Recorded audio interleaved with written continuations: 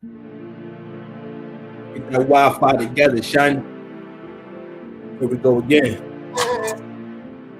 You ready? Nah, for real. Nah, for real. For real. Real talk. Real talk. Are you ready?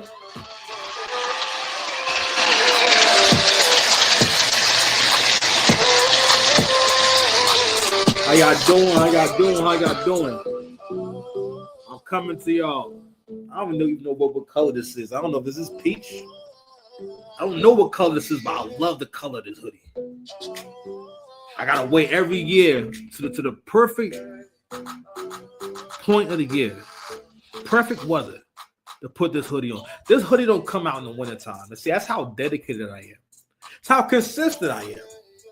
Let's go ahead and make sure we got the levels right. You know what I'm saying? Make sure I'm being respected by the, okay, all right, cool. Stream God respecting your boy. Anyway, my bad. Listen, my name is Six Paths Dice. Mr. Lane, if you need me, what's good? How y'all doing? Hope y'all doing good today. You know what I mean? So we're gonna get into a few different things. I thought I'm gonna go ahead and give y'all. I haven't given y'all a full Drake show in a little bit. I've been in battle mode, so I just had a battle with my man Don F. Skizzy on Global Rap Cypher a few weeks ago. About almost 2 weeks ago now, and I got another one coming up against my man Sauce Rube on the trap. I ain't been on the trap in a long time, so my schedule been a little busy, but we're gonna go ahead and get back to it. You understand? So we're gonna get into the Drake joint and also my favorite time of the year, which is kind of mostly the whole year. Now that I'm kind of thinking about it, it's Love After Lockup time, baby. Should I do my dance early? Should I do it later? Love After Lockup time. Love After Lockup time. It's Daddy's favorite show. It's Daddy's favorite show. Love After Lockup time. Love After Lockup time. It's Daddy's favorite show. Yeah, it's Daddy's favorite show. Money is your God.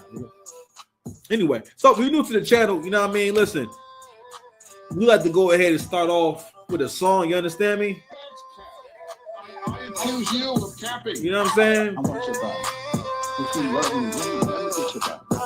Have a good time, man. My name is Six Paths Dice. Mr. Lane, if you need me. Let's get it. Man, girlfriend, shit, I got it going on. Step back like you got some hot shit going on. I wanna look you in your eye when that shit's gone wrong. I wrote this commandments and I put them in a song. My own man, never play my problems with wifey. I'm my own man, never play my problems with wifey. His zone got me feeling like beers or nothing like it. I ain't talking like this, so you niggas to fucking like it. I'm on my dreams, and I like to admit, yeah, I know it's been a while. I've been working on my shit. Black Wall Street back, Black Wall Street back. I mean, shout out to my homies that will listen to me rap. Shout out to Mitchell, as Nigerian say, I turn heroes to mirrors. I'm going hard in the pit. Got the guys with us. Show me love, give me that. Yo, shout out to my hunger that I shouldn't be fucking. All sex ain't good. I got spiritual budget. She go, oh, she wally wally, oh, she bang bang. Always want to be my cutty buddy, girl. We gang gang. Fun with the top down, with the full leg, cause she running in the thing, still trying to maintain. Young nigga, stop wasting your time. I ain't gonna let me go, daddy, but respect my mind. It's a G.O.D. It's my devil's on the die. You got a J.O.B. What's up? I think that money is the guy. Got J.O.B. I said, it's my devil's on the die. It's on the J.O.B. What's up? Man, girlfriend, shit, I got it going on. Step back like you got some hot shit going on. I got my dad hat, doing dad hacks and the act on. Shout out to my homies that will listen to me rap. They saying, Bill, bro, why you feel like that? You went to Umar school, you ain't built like that. Yeah, I feel like Goku. Touching down on that, prefer two-ass skirt. If she let me do that, she gonna make me depressed. She gonna make me a sandwich, no bread, no pop. I ain't mistaken that habits are fucking sophisticated, so fucking established. Yeah, my ego was massive. These young hoes catty. I said, swing, better, get your egghead beat. Put your ass in the dirt, nigga, that's rest that beat. I don't feel like big niche, but it's like that. Take a break, then I'm right back. When they put my son on the spectrum, I told him fight that it's like that. Tell my bitch I'm really like that. She know I'm a dog, I'm just hoping that she bite back. I got in a million things, but I feel that she felt that. With the trust game, and she felt that. She talk on my purpose like on me in the Hellcat. Then I pay the price, but I ain't bitch about the sales tax. When I step in the room, got the hotels in position. Rubies and diamonds that lit up my tomb. I'll be back soon. Yeah. Security clearance. I know it's mine. She gotta go to security clearance. Yeah, Winville. Vegas and Karen, Shannon's Karen, security clearance, security clearance, security clearance. SMD for the Gucci store. Back room, try to group some more. I ain't working hard to look broke like you. White collar boss in the hood, I kill when your dogs get after the bad, bring it back to the family. Was better than that. Moment is now, yeah, confident. I bad young girl, get my off the deal. We rolling out like an armadillo. I know where you live. I sing your Zillow. Boyfriend, one straight place with me. Turn Neiman Marcus, smack DVD. I ride P to the PayPal. Pay P the back with pause investment. Black woman saying ain't no protection. Smart man need to watch the way he invested. The vest them leaves the life so precious. Men want to be with their own. Stop guessing. I don't ask no bitch. I don't answer her question. Smart man need to watch the way he invests. More popular than all my classmates. That's flunking out and coming to class late. Oh, she my side. She winning. She barreled. I told my good sister no waiting for marriage. Security clearance. Security clearance. Security clearance. I know it's mine. She got to go through security clearance. Yeah, we in the field. Vegas and Karen, Sharon is Karen. Security clearance. Does that sound good? I 34 lost on my Anderson. She broke. She say she got businesses. Bitch, we outside. Hello, ubiquitous. Know what them bitch fuck it up on the fly. I saw you like Icarus. I'm on some different shit. Fuck it up. Fuck it up. Some Miss American into a run it up. Run it up. Run it up. Getting caught my side bitch, cost me a tiny side 12 years later, still watch the throne. Niggas in Paris, you can watch them home. I watch my throne, I don't watch them niggas. 7 figures with the billboard lit up. Everyone near me, I'm paying for lease. Beauty and brains, the props and the peace, diplomatic immunity, smoke with the leaf. Old money, young money, how you compete? Treating me better when I wasn't popping. No, I'm the man, that's more your problem. Infinity blunt, smile at the point when I do what I want. Papa used to take the long way home, dropping these dudes, he was putting me on. The girl treat you like you a whole bitch. You done build shit that you don't own shit. This is mentor shit, this is playing your dick. I'm the big bro nigga Klitschko shit, putting on my mama like they was dumb to spawn bombs to chop them cause no compromising. Don't compromise they dicks and chop. Security clearance, security clearance, security clearance. No, it's mine. She gotta go to security clearance. Yeah, we in the field. Vegas and Karen, Shannon's Karen. Security clearance, security clearance, security clearance. Fuck it up, fuck it up. Run it up, run it up. One more. My Lord. I see you for who you are.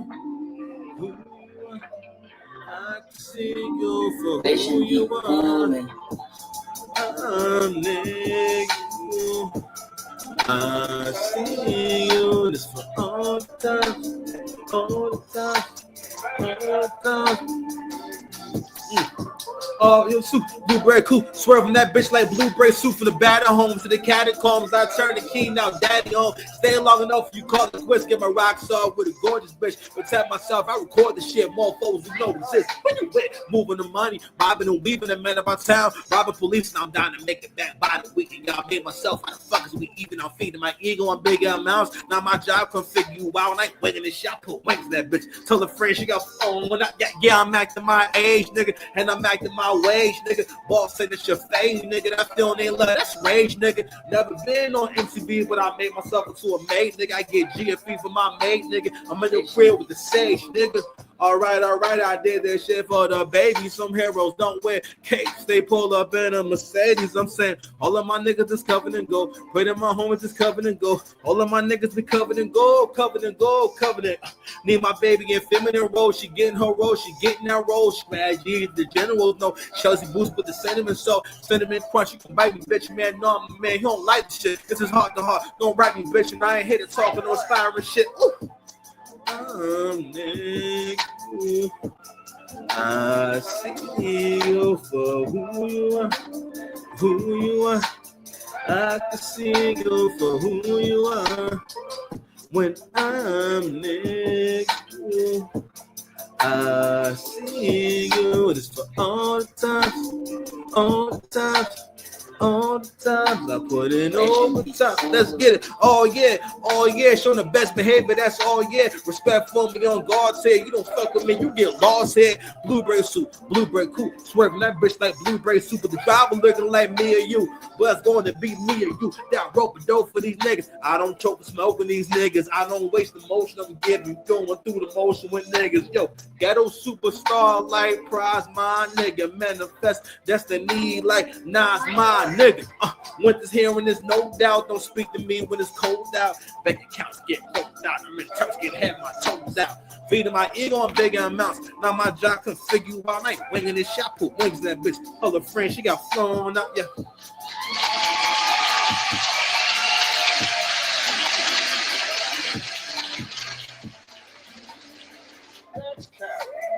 I accuse you of capital. I want your body. If you love me, let me get your body.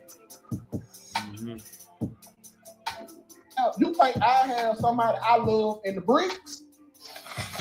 Donations, donations, donations, donations, donations, gifts, gifts, gifts, more gifts, More gifts, nigga. What? Oh, hold on, one more. What? And sooner or later, her cookies get crushed. Cookies get crushed, my nigga. We here. My name is Six Paths, Dice Mr. Land, if you need me. The hood may go back on. It depends on how I'm feeling. I have to remind myself to be animated when I get up here with y'all. I gotta make sure I'm giving y'all life. Cause you know what I'm here for. You know what I mean? I'm here to work, baby. I got the sun shining down on me. You understand? Listen, if you with me, you should be getting 15 to 20,000 steps a day, my G, for at least 3 days a week. Why can't you do it? You should do it. Go do it now. We're getting extra fine for the summertime. I don't want no one complaining about how fine the Six Paths is getting. And relax. I know what you've been waiting for. I know what you've been wanting. Relax. I know what the bitch need.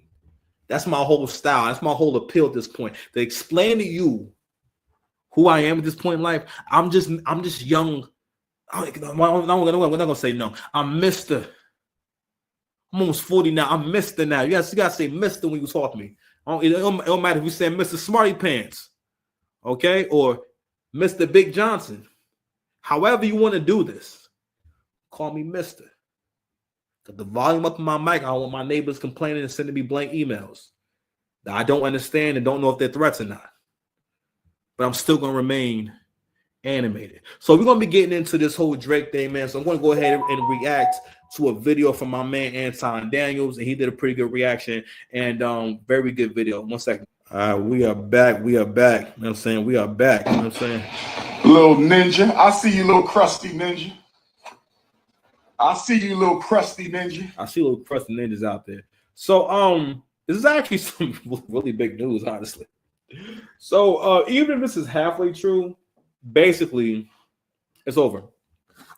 Everything's back to normal. Drake has been tearing you niggas up with a collab album that he did.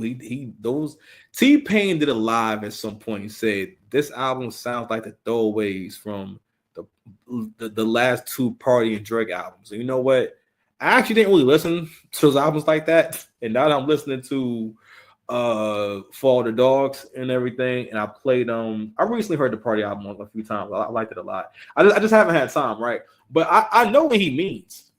But the thing is, it doesn't matter because this is a different project. You know what I'm saying? Not only that, what you hear on the Some Sexy Songs for You project, and when I just dropped this, that's what it sounds like when people make good songs. There is no, listen, the measure of songs being good is based off of how people enjoy them. That's what makes it a good song. Okay? For the Kendrick Lamar narrative, you ninjas have tried to argue that basically songs that sound bad can still be valid, and you don't make the artist good that way. That's what made Nas whack for years. Because for the most part, yo, I mean, like, listen. At the time, it was blasphemous to say Nas was whack. Well, Nas was making whack music, but Nas got a lot of whack shit out there. You know what I'm saying? There was a point when niggas was kind of done with Nas, and his career was a little dead. He wasn't really popping no more. You gotta realize in the 90s, rappers had a really short shelf life. It wasn't no all this longevity shit. For the most part, Hove and Nas are the first rappers to be hot in other eras where there are other people that's hot. You know what I'm saying? Basically in eras that aren't really their era. Like Jay's era is the mid-90s. That's really his actual era. But Jay was able to keep extending his life or the lifespan of his career. But for one, he made the right choices. He was very intelligent about how he made music. He understood that he couldn't make all the music himself. A lot of artists don't get that. And that's why the music isn't good, because you don't use writers, you don't get people in the room, you don't get you don't get, and that's what Nas never did that. Nas never got the young hot niggas and the young lit niggas around him, because that's how Jay stayed hot. Jay's style is a combination of everyone that was on Rockefeller. Literally. Like, you can say that he perfected his style after he absorbed Young Chris's style. A lot of how that bounce that Jay rap way, that's really Young Chris.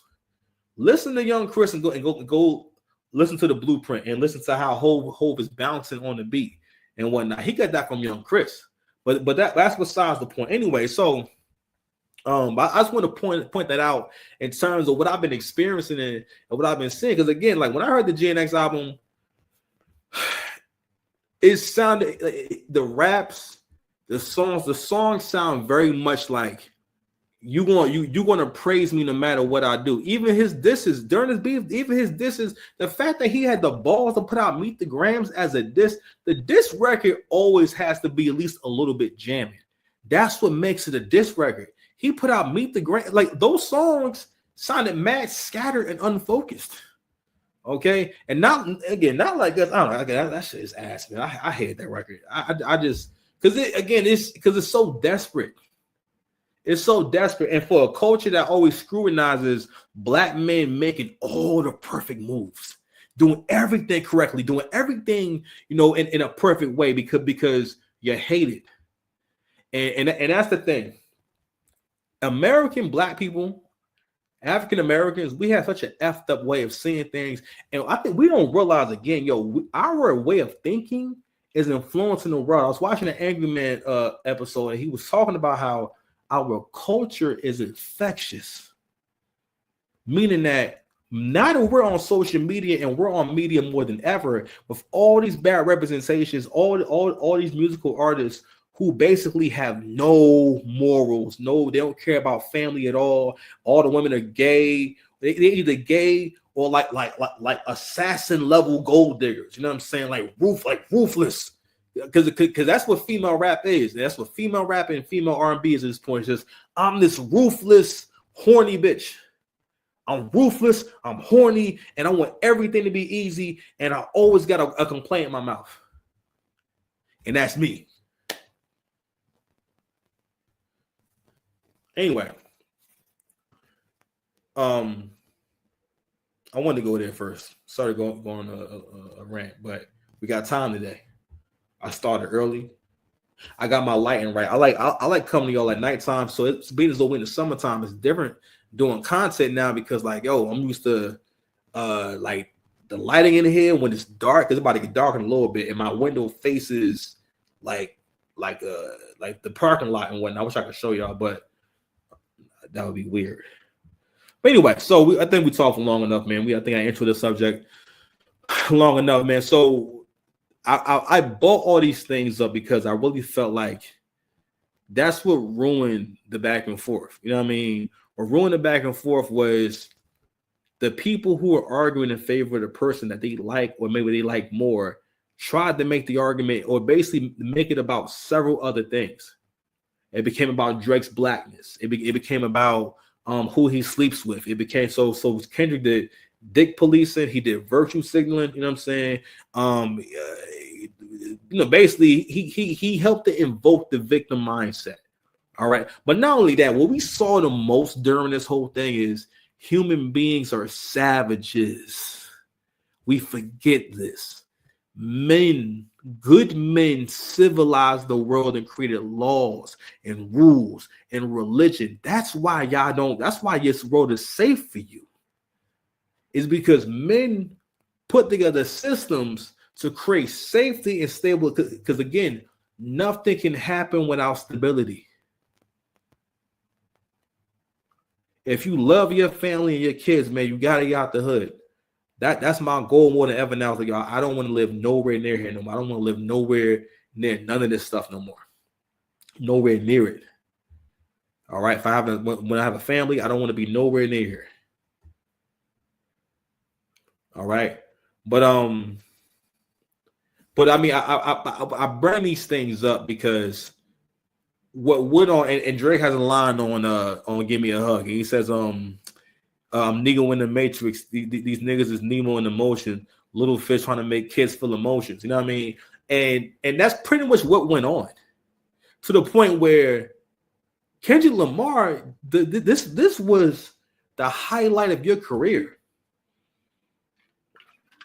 A rap artist, especially a rap artist that doesn't have hits, being able to perform at the Super Bowl. Not only that, and it was very obvious that all these things were happening to make Not Like Us look more valid.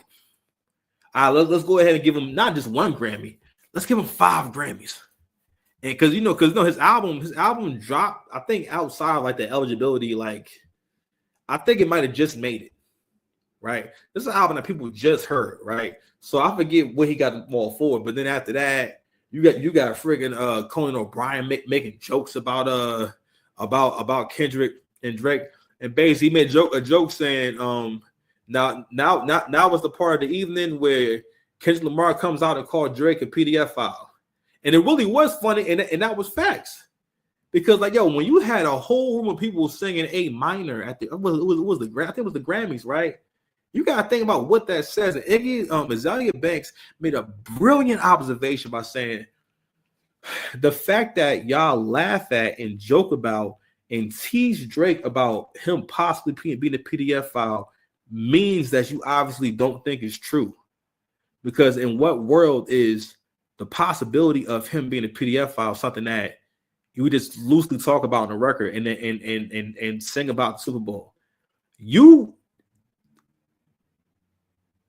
They couldn't show Janet Jackson's bare breast at the Super Bowl. They let Kendrick Lamar do a parade New Orleans style performance, which is a song about it's basically about a song about how white people are terrible, and Drake is terrible because he has white, basically because he's half white. So that makes he's a bad person because he's half white. He's a thief, right? He doesn't do anything for the community. He takes from us, so on and so forth. When in all actuality, this is the dude who got you popping. I remember where Kendrick was at. I remember seeing his shit on Complex and NotRight.com. I was not clicking that shit. I didn't click that shit until when I heard him on the Drake album. And I thought it was Drake rapping at the time for a minute. That's what I'm like, okay, wow, that sounds different. Because if you listen to Buried Alive, it do sound like Drake. And then I learned, this is Kendrick Lamar. This is pretty. I like this shit. This is pretty dope. Then I heard Section 80. Then after that, he took him on tour. 2013, that album came out. All that shit went in order. He got a big boost from that, right? For Kendrick to be up here talking all this shit, you understand? When like, yo, you ain't never been hot without Drake. 2013, you cooled down. You came out trying to diss Drake again. You know what I'm saying? And Drake was smart and never really engaged. But let me tell you why I think he engaged this time. I think Angry Man made the same point. I think that he knew. Well, for one, so I think either Angry Man or the Joe Budden podcast was making a point about why would he engage in this with him. You know what I'm saying? Because I'm like, yo, at the end of the day, the media programs you do stories and movies and stuff like that to always, because who are the rich people in every story? The rich people are always evil, or the people who have money, the people who have ability, the people who are talented, the people who are beautiful. And every story ever told on TV and movies, most of the time, they're usually evil, especially if they have any wealth, especially just any of that stuff. And don't get me wrong, I'm not saying that people who have wealth don't ever do anything evil or bad, right? But your people will get into that mindset without knowing anything about them. Okay, which is one more reason of why people fed into this whole thing, because again, it's a time where it's acceptable to shit on somebody, and we have to always resist the urge to shit on people. So hence, I think the one example that I think we're all guilty of is how we treat homeless people. Now, I may not always give them money. I may not, you know what I'm saying, always, kick it with them and whatnot, but I never ignore them, and I always try my best to make eye contact if I can. And I might get annoyed from time to time because, like, yo, you're trying to get, through this door, and you have a doorman out here, you know what I mean? But at the same time, like, yo, being where I've been over the last couple of years, which I always had compassion, but I'm like, at the end of the day, I always think I'm always like grateful. You know what I'm saying? I don't carry cash and whatnot. And also, it's like, you know, when you know how all this shit works, man, most of all people, they don't need your money. All right, they may want some extra money, but they getting the check and they're getting benefits. All right, if they not, then they stupid.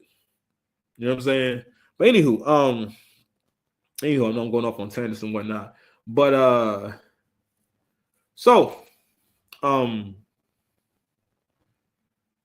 this case with Drake and UMG has been going on for a while now. So the case is mostly, it was always about Drake was suing UMG. He was never suing Kendrick Lamar in particular. But the thing is, what I realized, and I commented on this yesterday about how we have so much more media and so many more voices. So when things trend, they trend from content creators and people commenting on something online, right? And using certain words, and also from content creators creating content. And to have content, you got to have a narrative. So I get it, right? But the whole narrative, I saw a video yesterday with this guy who was a Super Saiyan soft nigga. He had blonde hair, so I guess he was going Super Saiyan soft. And then the ninja said, you know, so I thought that Drake was in a coffin after the performance at the Super Bowl. But surprisingly, so the story was about how Drake surprisingly put out Nokia. Like he was talking about the success that he's getting, and I'm like, but that was a narrative being pushed the whole time, was that, yo, this guy's career is over. People are not going to listen to him anymore. And they're not going to listen to him no more because of Kendrick Lamar. And it's like, and again, that is the power of a narrative. All right. In terms of what people tell you and what people gaslight you into. All right. Gonna find out listen, when a certain time came, listen, when the smoke cleared, a lot of podcasts, including the Joe Budden podcast, started saying different things. Admitting that Family Matters was tougher. You know why? Because they weren't being paid to anymore. A lot of people got paid. A lot of people got the perks of being able to play the song during a stream and a show. But the narrative that was pushed because from the beginning it was always about Drake is defeated, Drake needs to go away, and in so many words, Drake's stock is down, which was never true. Right. And I bring this up because I got to get out of that shit, man. That's you being programmed to hate success, because as long as you hate successful people, you will never be successful, or you won't reach your full potential because you don't understand how shit works. Come on, man. That's my shit. Play that. You understand? Here's what we doing right now. Come on, Joe! You feel me? So let's go ahead and play a video for my man Anton Daniels. Yo, we're gonna be here for a little bit, man. We rocking out tonight. We doing some content tonight. We're doing the old school. I gave y'all a 2-hour show in a little bit, man. Let's get to it. So shout out to Anton Daniels. He gonna share this joint. And matter of fact, I'm gonna play it on full screen. I'm gonna get my ice pack right back, y'all. Fair use. Thank you, Anton. What's going on is Anton from AntonDaniels.com. I appreciate you guys for continuing to rock with me. I want to have a discussion really quickly from a business perspective, and I guess we can talk culturally, because you can't really talk culturally about hip hop or rap music without looking at it from a business perspective. But I want to talk a little bit, and I'm going to share this article with you guys so that we can really have this conversation in truth about the recent revelations and the court documents that has been revealed to show several different things in this whole Drake process. Now, for those of us that's been living under a rock and we have to refresh your memory, obviously we know that Drake and Kendrick Lamar had a battle, and it took over the whole music industry. And lo and behold, obviously we had the Super Bowl with Kendrick Lamar, which personally I thought was a little bit lackluster. I'm not really for all of the Black Lives Matters content and stuff like that. But more importantly, Kendrick Lamar got the opportunity to do the Super Bowl, and so salute to him. Outside of that, though, Drake had already previously filed a lawsuit, and people had took that as a massive L because they said that Drake just couldn't take his loss like a man, and so on and so forth. I thought that Kendrick Lamar ultimately could be declared the winner because Not Like Us was the biggest hit, but I thought that Drake had the best diss record, personally. So, just real quick, but before we even go any further with that, right? That's what I noticed. People who got motion, people who want to continue to do well, right? People who have ambition, right? And people who think for themselves recognize from the get-go. If you think about the content, first of all, it's a lot of content. He's angling the fuck out of him. It was always an underdog thing. What I realize in battles is that most of the time when I battle people, I realize, oh, I'm not the underdog. That's why you're not giving me as much credit. I'm not the underdog. Oh, it's interesting. So you don't see me as like the dominant one. Because if you saw me as not being as good as this person, you would be more impressed when I start getting off. But in most battles, I'm not really an underdog. It's kind of people kind of feel that I'm getting ready to take the shit. Pause. I mean like that. I'm getting ready to take the battle. Little ninja. I see you, little crusty ninja. I see you, little crusty ninja. Protein shit. But people saw Kendrick Lamar as the underdog, whether you want to say it or not. Because it really, when Kendrick got out there and embarrassed himself at the Super Bowl and everything, because for the most part, because that's when it became clear you don't have hits. And you know the argument people made for this nigga? The performance wasn't for you. It wasn't about enjoying music.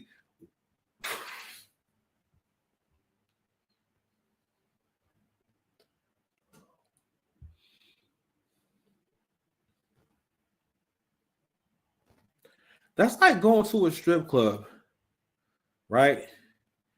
And you waiting for these dancers to come out, and then some niggas, and then some dudes just come out and start dancing. You like, yo, what's going on? Like where's the girls at? And you like, everything is not about vagina and ass and titties and seeing a bad bitch. Like you can't do something different from time to time. You can't watch this man express himself, and you can't support this man.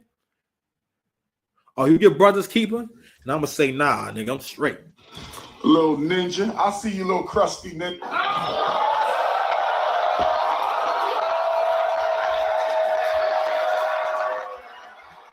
Not me, nigga. Anyway, but anyway, I just want to point that out. That like I'm like, because where I'm at in life now, because some of my favorite songs I still had in the playlist and when from K-Dot. And like I remember even when I heard Mr. Morale, like it was awkward. Like I liked a few songs on there, but they weren't like last album good. I never got to that whole album. And even back then, I never called it whack, even though I knew I didn't like it. I remember thinking like, wow, I'm not impressed by this shit at all. Like, and I remember making excuses for him, like, well, I remember saying to my boy one time that Kendrick Lamar, the way I see it is like, yo, he has to go through his own path. Because I mean, in a way, right? Being an artist, right? For some people, they have to go through certain journeys and whatnot to give you these magical moments. But then I realized, you know what? Actually, no. Yeah, he can go through the journeys, right? Or just go through certain steps or certain phases to give us a magical moment, meaning a good song, but he also does not have to include all of the not good songs on the album. He'll give you an album with a bunch of not good songs on it. Okay, like, but anyway, when he went up there at the Super Bowl, that's when we realized you're not really a superstar like that. Like you're not really a superstar like that. Not really. Because more and more, I remember over the years, I used to be thinking like, man, like Kendrick Lamar be getting some big looks because like, yo, a rapper that had that kind of content back in the day, he wasn't getting no looks. Like I always thought it was weird. Like the love he got. I remember years ago, Lady Gaga had put up a tweet saying, Kendrick Lamar, when's your album coming out? I want to go to the clubs and dance again. And I remember thinking like, Kendrick doesn't have songs that they play in the club. At that point, especially back in 2012, Kendrick didn't have no songs that they played in the club. He didn't have no club records or records that you would play in the club. I remember thinking like, what song? like what song is that? You know what I mean? So Lady Gaga, even at that time, is still a huge pop star, right? And she actually was on the original version of Bitch Don't Kill My Vibe, and it was very good. I'm not sure why she wasn't on it, right? But she was on the original version, or there's a version out there with her singing the hook. Very dope, right? But at the time, I didn't realize, oh shit. So this was always an industry push. That was to promote him. Everything that happened, the looks he got from Drake, all of this was to make sure that he got to a certain level. And I was watching a show with Angry Man, and he pointed this out, how the content of Kendrick's songs and raps, he pointed this out in a few different ways. In one episode, he talked about how when he wasn't doing good, he can get into his music a little bit more. But once he started doing better, he didn't like his music as much anymore. And I never had the words for it. But when I was younger and I wasn't doing good, like I liked his songs more. But as I started doing better in life, I started to listen to him a little bit less. And if I don't relate to that. Not that he's rapping about being broke, but it's the whole vibe, how the song sound, what he represent. And for the most part, it's just, I mean, listen, it's cool. We have different standards for different niggas. Niggas don't want to say this shit, but Nas was never fucking with Jay. You know why? Because Nas could give you a song that Jay you would never allow. He can give you a quality of song or give you verses and lyrics you would never tolerate from Jay, or you would never listen to it and say that's fire. That'll be fire coming from Hove. You know why? Because you looking for Hove to give you them joints. And I'm not saying Nas don't got no joints, but he don't got joints like Hove. Okay, like Nas would die against Hove in the verses. Like for the most part, the only nigga can do a verses with Hove is Drake. All right, if you really thinking about it, maybe Busta, right? But Busta don't got enough iconic Johns where his verses on them are iconic. Hove got mad memorable iconic verses. Hove could do the Blueprint. You would have a hard time beating the Blueprint. You know what I'm saying? You would have a tough time beating the Blueprint. Like only a nigga like Drake could get up there and battle the Blueprint. You know what I'm saying? You understand? Especially if you put all three together, that's tough for most niggas. Excuse me, miss. You know what I'm saying? The Nas this, the You Don't Know remix, the You Don't Know, the original You Don't Know, you know what I'm saying? H to the Izzo, girls.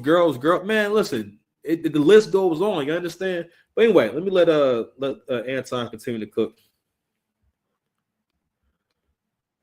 Something that I wanted to hear, something that when he switched the beat 3 different times and all of that, that was for me. But again, I know that a lot of people don't consider me a hip hop aficionado because I don't create content around hip hop or address every single beef or do album reviews. But we all like music. We all love hip hop. And I'm not going to switch my content to do that just to be able to justify giving my opinion. But more importantly, I like to look at things from a business perspective.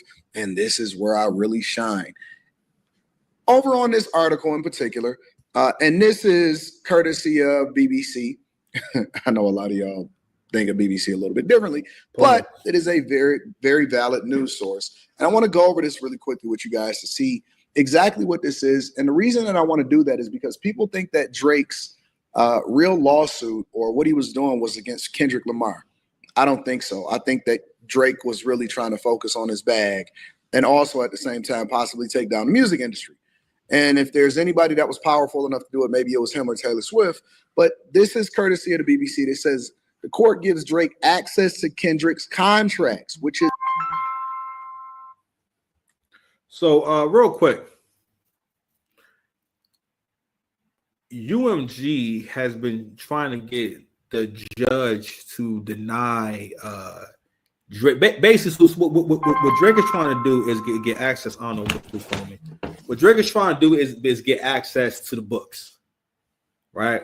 And so when it comes to these kind of things and whatnot, people have a right to what's called discovery. So that means a right to certain records and whatnot, and so they can get a better understanding of who got paid, who was incentivized, and how far back does this go, right? So again, what Drake is alleging is that UMG used the money that they made from Drake's catalog in order to fund the marketing and the boost of this record.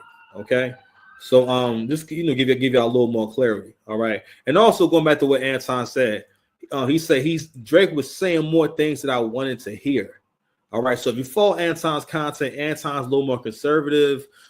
He's more so about God and family and continuously elevating and having the conversations needed to help the community be better, especially Black men. I've been heavily influenced by Anton more in ways they will never know. Honestly, Anton's one of the main reasons why I'm doing content today, because I remember following him, and I love his mindset, and I love how easy he made it seem and how relatable he seemed. Man, he just doing his work. You know what I'm saying? I remember like when he was at a certain level of subs, and to see how the numbers he does now, like it's really inspiring, honestly. And he's just, it is mostly, the challenge is mostly about being consistent. That's how far you can get by having a quality show and being consistent. But anyway, but going back to what I was saying about the whole content, right? Depending on where you are, listen, certain lyrics hit different for you depending on where you are in your life, right? Like with Hove, one of the reasons why niggas didn't like Hove subconsciously is because he made it clear that you're going to have to be better, all right? Because what Hove rapped about was about elevation, and Hove was also giving y'all a unique perspective and a unique look into the life of someone who was in a unique position. Hove was somebody who's from the bottom, the absolute bottom of society, and managed to rise to the top. You know what I mean? He talked a lot about your relationships and friendships and the different dynamics that go on when you're the guy on top. So, for example, with Hove, we never seen someone get attacked as much as niggas attacked and win at Hove.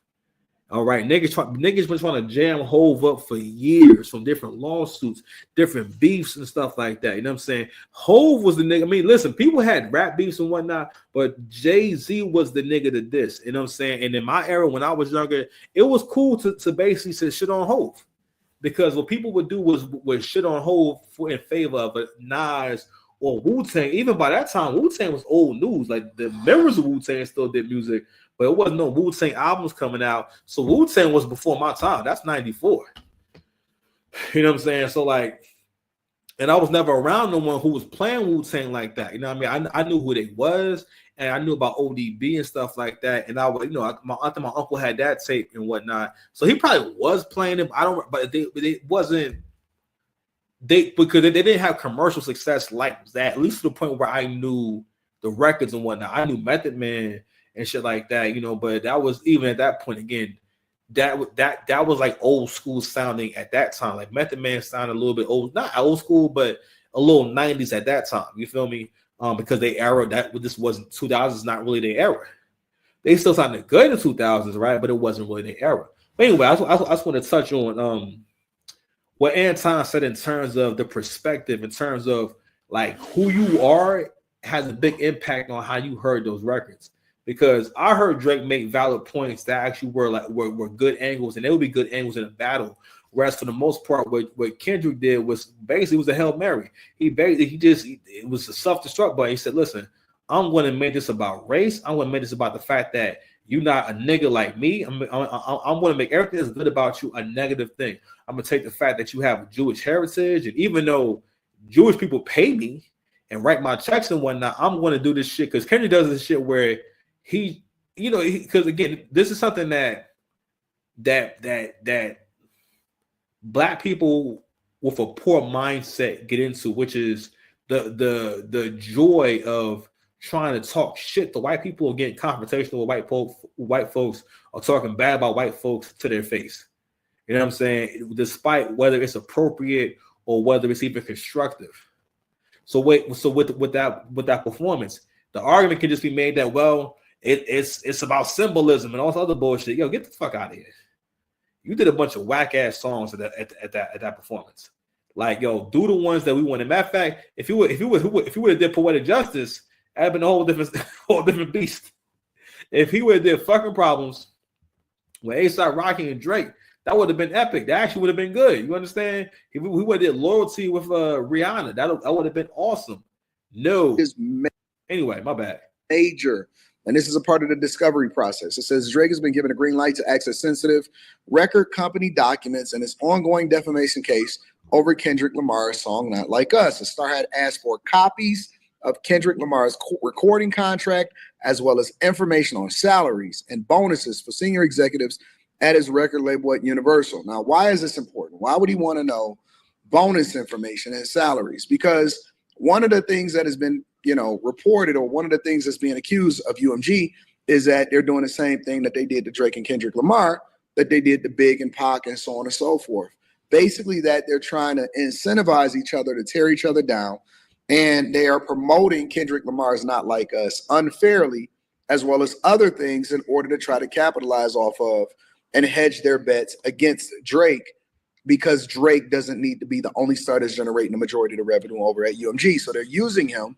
Basically, this is what he's saying, right? In a nutshell, in a summary from a C student's perspective, is that they're using him to continuously build up other artists, but at his detriment, all right? And that's why he wants to know, who's getting a bonus as a result of what's happening? What are the salaries of the people that's making money off of this? Who's helping who? And I also want to know his contract, because I want to know what incentives that he has and what you guys are doing on the back end, because we really need to get all of the cards out on the table. Says that Drake is accusing the company of defamation by allowing Lamar's song to be published and promoted, claiming that it spread false and malicious narrative that he is a P word, right? Universal filed to dismiss the case last month, calling it a logical attempt to silence Lamar's creative expression. Imagine that. Imagine your record label that owns and promotes both of you guys' music, making money on both sides. Goes on to say it also asks for a pause in the evidence gathering process known as discovery while that request was considered. However, on Wednesday, the judge ordered that the discovery should continue. Michael Gottlieb, Drake's lead lawyer, celebrated the decision in a statement to the BBC. Now it's time to see what UMG was so desperately trying to hide. Now, so real quick. So if you haven't been following this, right? And again, let's just follow the logic of, if there's nothing to hide and you're telling the truth, why wouldn't you want to produce the evidence that you're telling the truth if you had nothing to hide? UMG has been trying to stop him from moving this situation forward from the beginning. They've been trying to have it dismissed. They have not been trying to fight this case whatsoever. Angry Man made a brilliant point, and that point speaks to, again, you watch too much goddamn TV and movies, and in TV and movies, and shout out to Jordan Peterson, he made this point too about, in TVs and movies, the alpha male is always the villain. The alpha male is always a bad guy. The strongest guy, the most popular guy, the most good-looking guy is always a bad guy. The guy who has money is always an asshole. He's always a terrible fucking person. And what that does is make you root for the little guy, make you root for the loser, make you follow the loser. Kendrick Lamar could never fuck with Drake. Y'all say that Negroes do that just to shit on you, because they jealous of how good you are. So what they'll do is, this is something niggas really do. They will say that someone is comparable to you, or as good as you, or compare them to you, or basically put you on the same space as a jab, because they know that you're not, and they know it's insulting to you. That's another thing that we do on this channel, is I help you to also improve your communication and your understanding. Same voice you talk with, the same voice you think with, right? So when I say that, I'm talking about how, what I also point out is, knowing someone's attacking you, because you cannot flourish, you cannot grow, you cannot become great being around people who tell you that you ain't shit, or make you feel like you ain't shit. Yo, give me a second, yo. My bad. I don't know, man. Somebody called me for some number and they're not leaving no message or texting me, so it can't be urgent. So, says, according to the court filing, Drake's team is seeking documents including all contracts between UMG and Kendrick Lamar, and the salaries and incentives plans for senior record label staff going back to 2020. They want to know everything. They want to know what the plan was, if this was always in the works, if it was an unfair advantage, who's making money off of it, the whole 9 yards. So this is a major, huge victory.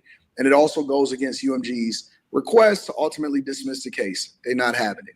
UMG has objected to the request, saying that it is costly and time-consuming process of gathering the commercially sensitive information was an undue burden when the case could still be dismissed.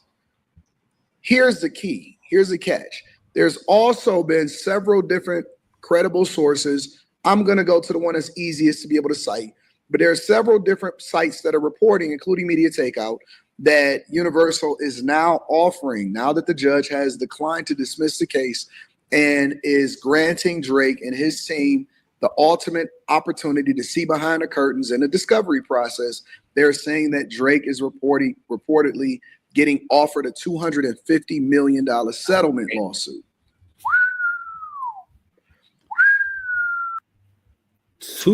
Listen, this is the level that they playing on.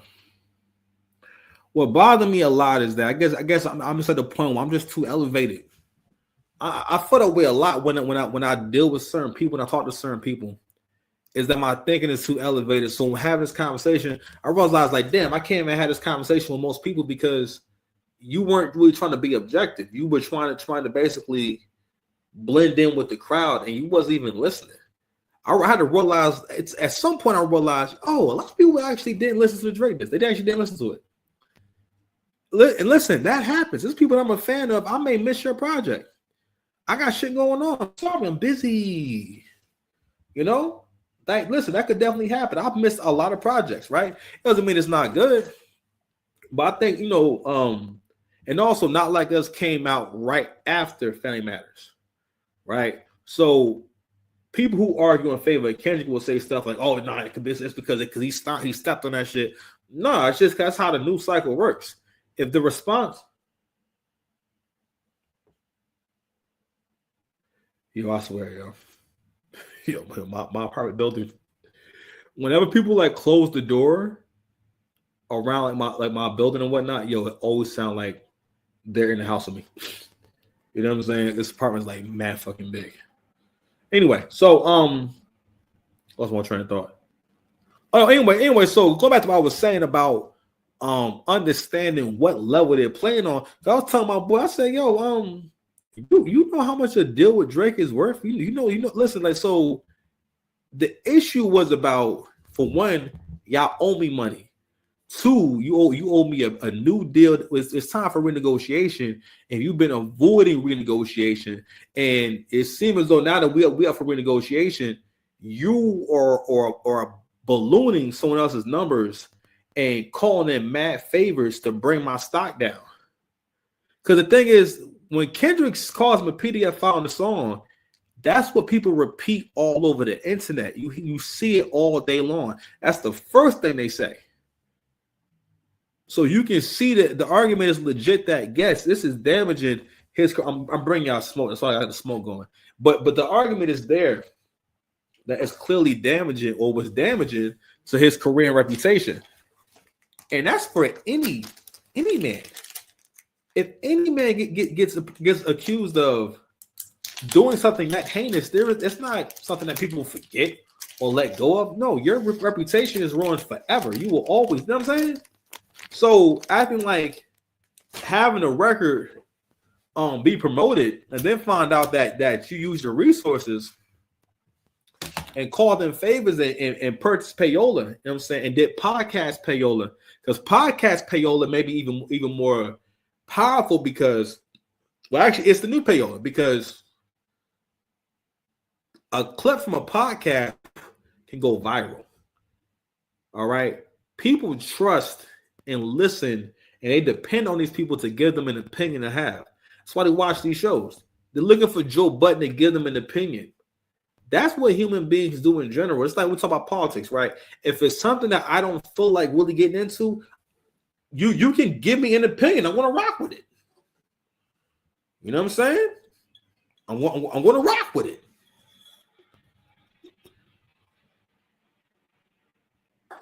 And it's almost unreal, because now the whole argument for this record and how big the record actually was, it's done. Because if this is true, UMG has admitted they basically admitted defeat, and they admitted defeat first. That's what a settlement is. It's not, I don't want to waste time with this. Angry Man made a really interesting point, and it really showed me how despicable you niggas is. And the argument that he made was, you've never seen, especially the culture, side with the record label against a black, not just an artist, but a black artist that does hip hop music. And in those moments, you realize, oh, okay, no, you are really biased. You are really and truly a hater. Okay, I got my soundboard. Make sure my soundboard is nearby. Listen, we soundboard the whole episode, son. We soundboard the whole episode, man. We ain't listen, bro. Hold on, man. What? Little ninja. I see you, little crusty ninja. I see you, little crusty ninja. Crusty ninja. Goes on to say, if you thought the rap beef between Drake and Kendrick Lamar was all about bars and billboards, nah, that's not really it. It says that Drake attended a game between the Houston Rockets and the Cleveland Cavaliers at the Toyota Center on March 16th. Everybody's been seeing him down in Texas and Houston. And they saying, according to an insider, his lawsuit against UMG may be on the verge of a quiet settlement, and the numbers being thrown around is basically in the hundreds of millions of dollars. Say Drake filed a bombshell defamation lawsuits against UMG, claiming that the music giant used bots and payola to artificially boost Kendrick Lamar's hit "Not Like Us," the song that's now being called the biggest track in the world. Drake's legal team is arguing that Universal, which backs Kendrick, manipulated the numbers to hurt his reputation and distort the competition. So basically, they're offering $250 million to settle the suit. And the question that we now have to ask is it enough? Is it enough? Because who's to say that Drake is interested in settling at this point? Maybe he feels as though this is a lowball offer. And not only that, maybe he has so much money. And again, I'm just speculating here and I'm just giving my thoughts. Maybe he has so much money and so many resources at this point that it's not really just about getting a payout. It's more or less about taking down what we know as the biggest entity in the music industry, or maybe it's double, a two-way street in which he's not only trying to crush them or get out of this, but also remove himself from his recording contract because he is much more profitable by himself instead of being controlled by a major, which he don't really even need at this point, right? Some people argue, he didn't need a major. I remember when Academics was reporting and he was saying that there are people that are at the music label that was saying that they can't wait until Drake had dropped his next project because he's going to see that they were the ones that were pushing him instead of him really having the motion that he had. Obviously, we seen the album with him and Party Next Door, and that crushed what that narrative was. But I'm curious as to what you guys think. Do you think that Drake is actually going to win this lawsuit? Do you also think that the music industry and UMG, Universal Music Group, are the ones that are manipulating things so that they can possibly hedge a bet to ensure that in the case that anything was to ever happen to Drake, knock on wood, or in the case that Drake ever removes himself from his contract, or if they ever tried to lowball him and he didn't resign, that they had another star that they were promoting that they can ultimately make a lot of money off of in order to continue to keep the lights on. Let me know what y'all think inside of the chat. I love y'all. I appreciate you. So I've heard this narrative before. I think I mentioned it earlier. I was getting to it earlier about how this may have all been employed to help Drake get out of his contract. Because to a certain degree, he knew how y'all was going to act. I think the main thing that Drake didn't account for was how just how black men treat each other, and just how we see black men in general. In the black community, if you refer to the hierarchy goes old black woman at the top, then it's women, then under that is kids, and then it's men. All right. So the narrative you also saw was basically what everyone was saying was, hey, why can't you take your loss like a man? Just be a man. Shut the fuck up. Shut up. Don't complain. Don't say nothing. Because for the most part, what you really heard was people trying to convince you that all these whack songs were good because it meant the destruction or what you perceive as the downfall of a winner. That's what it was mainly about. You don't like winners. And you don't like good people. Because if you think Kendrick Lamar is a good dude, do you realize you say that with absolutely no proof? You can't tell me whose career he started. You can't tell me who he helped out. You can't tell Drake has gotten countless niggas lit who were able to get other niggas lit. Drake was the only nigga that came into the game and didn't need a cosign. Drake came into the game getting Young Money hot. He got them hot. Without Drake, that movement is not the same as just Wayne. Having Wayne, Nicki, and Drake there at the same time, you'll probably never see that again. You'll never see three people that are talented on the same record in the same space again. Because all three of them got to be so big. I mean, no, it's mostly Drake got to be so big because Wayne's career was always in the decline once Drake came around, because at that time, that's a long run for a rapper. From 05 on, now Wayne been here since 98. Well, from 05 on, Wayne was the man, right?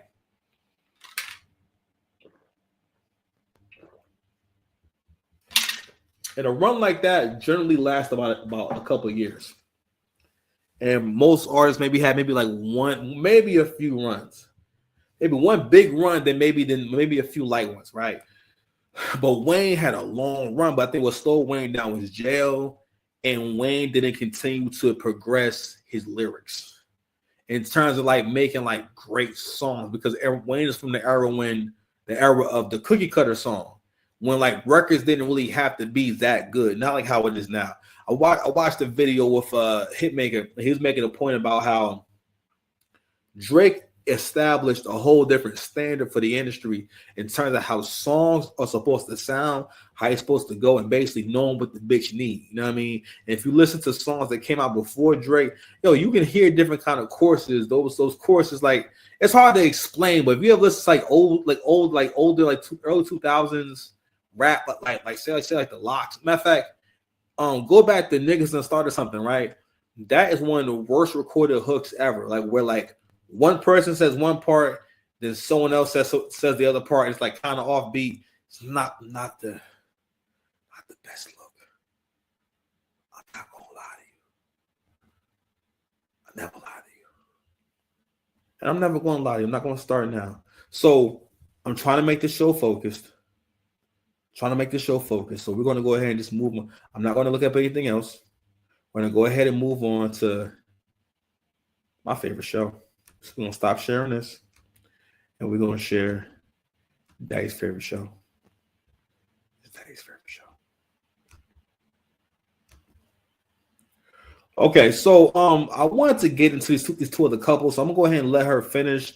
There was so much content yesterday that I just had to just keep on cooking. But before we do that, we're going to take a quick break. You know what I'm saying? A quick break. Dance party with Beyonce.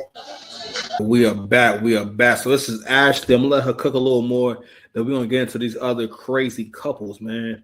All right. So Ashley is a former dancer. She now works at that's a Waffle House. She said she a waitress.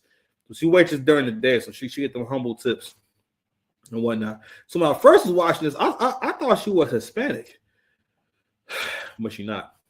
Anyway, fair use, and let's go ahead and share. See. Okay, playing that game. I'll play a game. Let's see if I go back. He's not scared of anything. You and kiss you and be detrimental to him, that he doesn't want me posting anything until he gets out. I asked him about it. He told me he and full catching up with this man. But I thought I was gonna see you after you got out. Is that still? I might be able to catch up with you later on that night. Do you plan on me meeting your mom or anything like anytime soon? We're gonna get into all that. Let's take it one step at a time, though. So she's 31 and he is 25. So I spoke on this yesterday. I didn't put the episode out yet. I just business that we landed here. I just figured we can go ahead and just recap here. So I talked to y'all about that age gap. All right, young men, watch out for the age gap. For the most part, real talk, it is so much safer you. It's so much safer for you to just beat your meat, bro. The worst position you can be in, and this is how guys mostly wind up with an older woman. Guys a lot of times wind up with an older woman because she has a place and he don't got a place. And they start hanging out. And again, it's understandable because you're in your 20s. If you're a young man in your 20s, you need to be trying to find a way to get yourself into a room. Because if you have a roommate, it's the same difference if you go ahead and buy a room. At least you know that if you might get in a room from where you paying the landlord for a room and whatnot, at least you know that the room ain't going nowhere. Because you can have a roommate and they get behind on the rent, or you get a place that you can afford, we get you a 2-bedroom that you can afford by yourself, then find a roommate. Or Airbnb the other room. Matter of fact, that's what I should do is Airbnb this other room. That's what I should. Sorry, Levi. Anyway, shit, I don't know. I might have to. It might work. Anyways, but you need to. But that's how you wind up in these relationships, and it's going to always be a predatory relationship because, and when you at that age, not that you're a baby, but you are young. You don't know shit yet. And she's a little bit older. She knows he doesn't know anything. She knows that he has no skills to be able to be an effective. I hate to use the word provide at this point because now that we're exploring the many facets of manhood, we're not going to be reduced to providers no more. We're not doing that. We are people. Providing is a part of what men do. It's not the only thing that men do. You understand? But anywho, she knows that he doesn't know. He doesn't have a program for her to follow. She knows that he doesn't have a vision for the future. She knows that he doesn't have the means or the abilities to do much of anything, much less take care of someone who already has a family. But a woman like that wants to date a guy in that position because a guy in that position is willing to fall for her game. Women always have a game, especially when she coming with those kids, right? Don't get me wrong. I don't think that what's funny is feminism makes women who are in a bad position think that they shouldn't do anything positive to change things. That's another reason why you guys want to keep on losing in dating. Because all the game that y'all want to follow, that women want to follow, especially black women want to follow, is always about cheating the man, tricking the man, dominating him, or having a deal that's only beneficial to you or more beneficial to you. You even have influencers saying stuff like, "Oh, it's always going to work out better if he loves you a little more, or he likes you more." That's not true, because that means that the woman will get into a relationship with guys she don't like when she does that. Women, you can't have a relationship where the woman doesn't like the guy. But women will do that though. But even that whole mindset, that's just an arrogance. That is an immature and evil mindset. Because what it says is you don't have to appreciate people.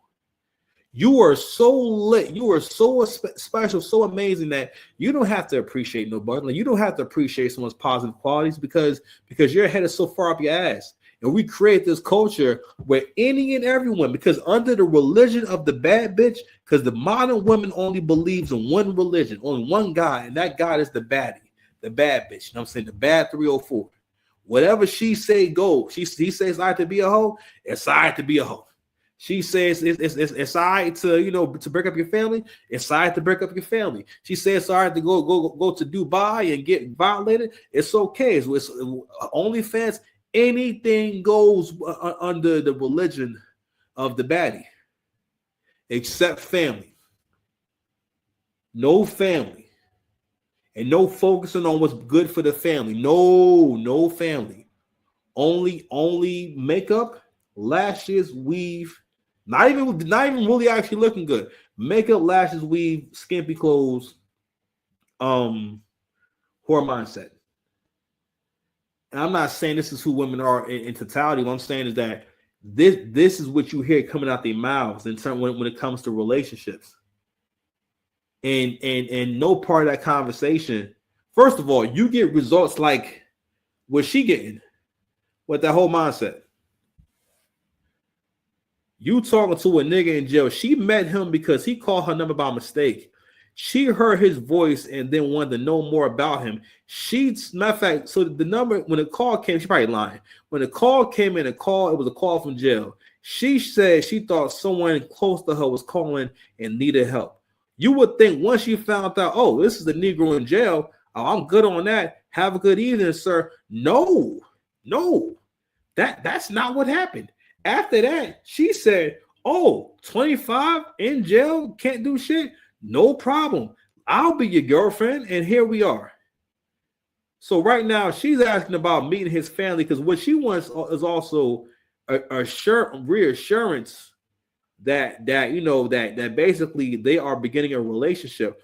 Women always want to meet your family because she wants to know where she stands with you. You got a 25-year-old telling you, nah, one step at a time. Oh. Okay. You have 1 minute remaining. All right. Love you. All right, babe. You think I have somebody I love in the brick? He always says I love you first, or like when I say I love you, he'll be like, all right, I love you too, babe. And now that this is going on, all of a sudden he can't say I love you. About 3 to 4 months in talking to Julius, I found out he was entertaining other women. He had a lot of girls that sent him money. There was one girl, she wrote me on Facebook, so you got my man's name tatted. And I'm like, obviously she's talking about Julius. So when I asked him about it, he told me that he's using girls while he's in there.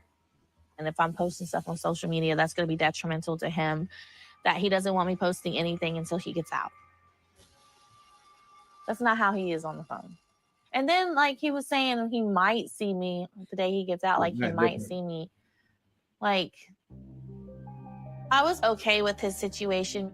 Guys can't just go dance and show some boobs and, get money the easy way. Guys, unfortunately, they have to hustle. These are crazy pictures.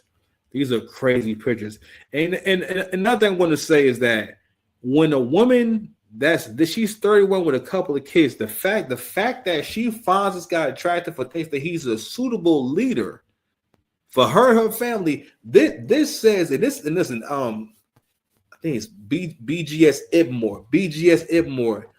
He coined this talking point, or created this talking point, or this point around how women do not mentally progress past the age of 14 years old, especially if they're unmarried and they don't have a man in their life, because there's no one around them who's keeping them rooted in reality and anchoring her to reality. If she's only around her kids and other women, don't get me wrong, I'm not saying women never have no logic, right? But obviously, judging by how shit plays out in our community, not enough. You're just not using enough logic. This nigga he basically just stole all these Dutches. He went behind the counter and got them Jones. All right, he got the carton of the Dutches next to his face. She's seen these pictures and said, this is exactly. Rather than getting back with my kid's father, I need to go find this nigga. But again, gotta ask yourself, why is she attracted to this? Why? Because in her mind, she doesn't see herself as a grown woman. A lot of women want to be a little girl. I'm starting more and more. I'm getting into understanding that women want to stay as close to teenage responsibility and expectation as possible, and teenage thinking as possible. A lot of grown women do not want to grow up. Because that's one of the main points of the channel, man, is to help y'all grow the hell up. Because the thing is, if the grown people don't care about being grown, we can't all be young at the same time. We can't all be young-minded at the same time, because what happens is we pass on basically this immature behavior to the young people. All right? Because we got to show them how to be grown. Because this is what happens. Because if this was back in the day, yo, now mind you, she's not crazy older than him, but yo, that's a 6-year age difference the wrong way. It's not even like he's a young guy on the outside. He's a young guy. Well, he was a young guy in general. He's a young guy starting at the bottom. He's at ground zero. He has nothing. One more thing. Listen, all this shit really be proven. Y'all do not need no high value man for nothing. It's to the point where she's getting confronted. She got other girls he talked to stalking her. Because how do they find her page if they just know him and confronting her about a tattoo that she got for a man she never met before or spent any time with? Let me tell you something. That is a sign of a crazy person. Someone who shows their love by getting a tattoo, that is not a thing. That is one of the greatest signs that you are trash at relationships and you do not understand what's important in a relationship. If you think that, you know what I should do? I should get your name tattooed on me. She has never even smelled his breath. And she got Julius on her body. Trying to tell you, this will be the same John on Kendra G or Kevin Samuels show back when he was alive, rest in peace, talking about, yo, I can't respect the man if he don't make 6 figures. All right, yo. I know he doesn't have to do that anymore, and I know he can change. That was the plan, was to see me for a few hours that evening, and now he's saying that he might. I've never sent Julius money at all since he's been in there. I refuse to be one of those girls that he's using. So obviously he wants me. And he's never asked me for anything either.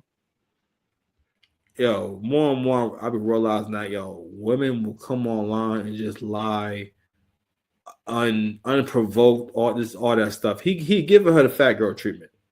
That's what he giving. He giving her the big girl treatment. You know what I'm saying?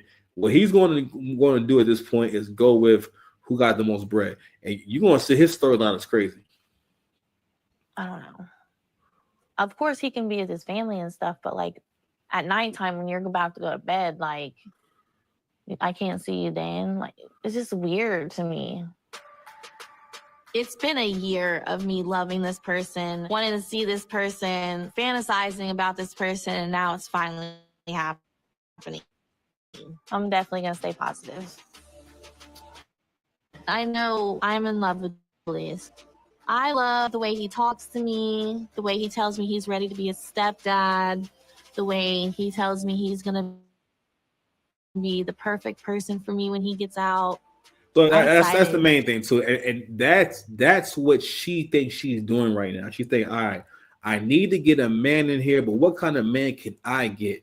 Okay. And listen, and mind you, I mean, I don't think these are her only options. I think the reason why these women go with these kind of guys is because they represent a life with no rules. Okay. I'll be telling men, if you want to understand women, ask yourself when you was 10, 11, 12 years old, and someone asks you, would you rather have parents who are going to be around you all the time, sit down and have dinner with you every night, go on family trips, you spend time, we go on road trips on the weekend, go fishing, go to church and stuff like that, whatever your faith is, right? Would you rather, but if you do all this stuff, you're going to be very successful when you're older, you're going to be very happy when you're older, right? Or would you rather have a parent that leaves the refrigerator stocked with Hot Pockets and French fries that you can, and you got an air fryer? Let's put an air fryer and some Wi-Fi in there.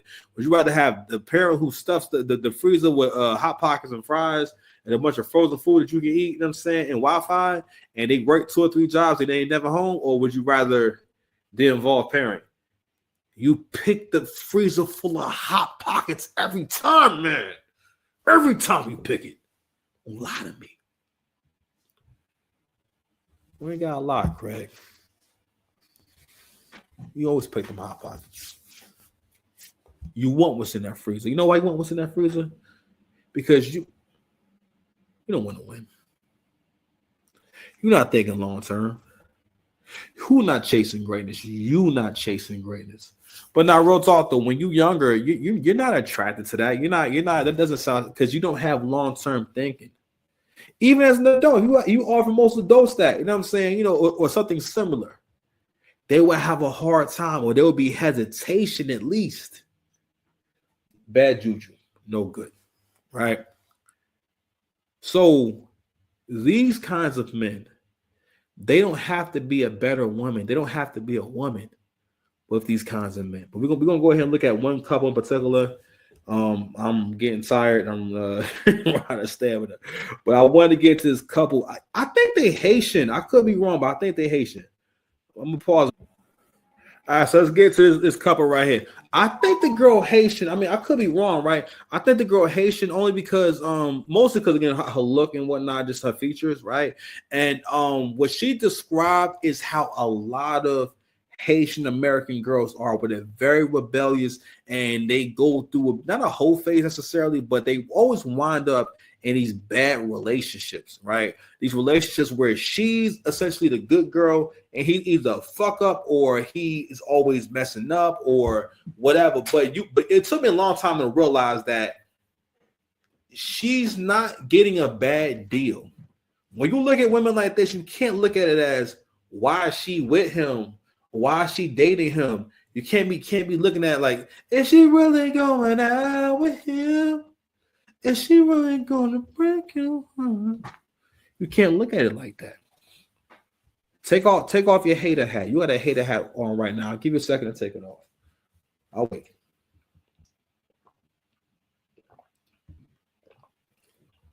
Hater hat is off. Thank you. Thank you for taking off your hater hat.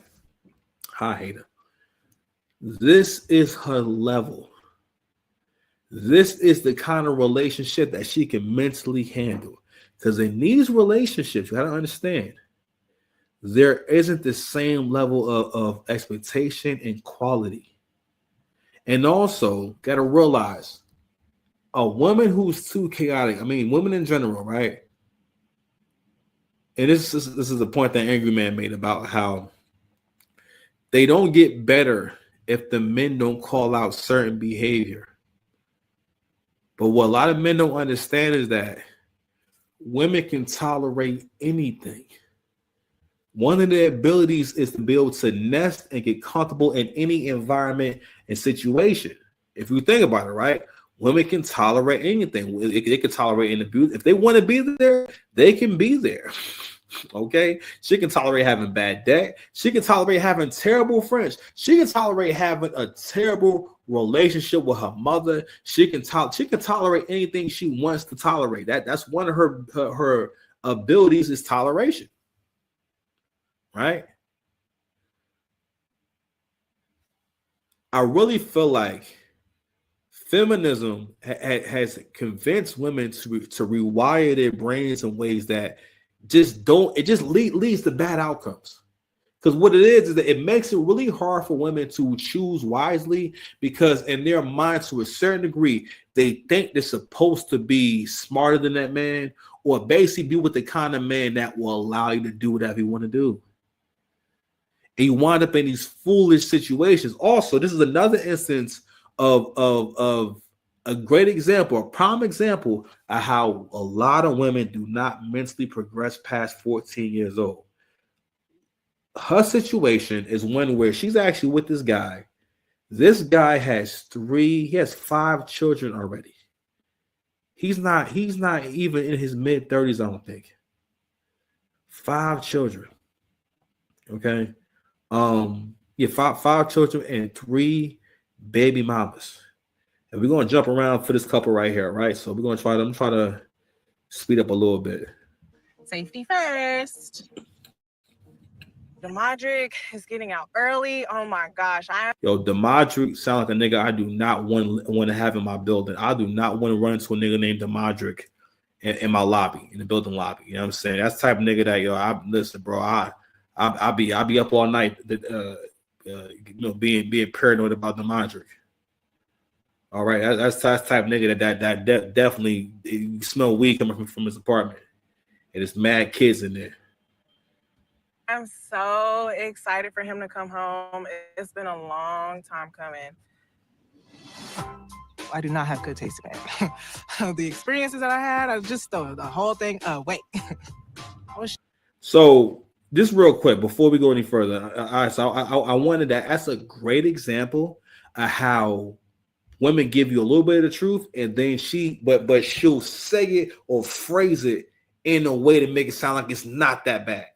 So what she's trying to convey to you is that, hey, I haven't had the best luck.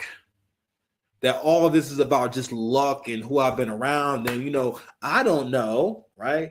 That's what she's saying. But she tells the truth at first. I don't have good taste in men.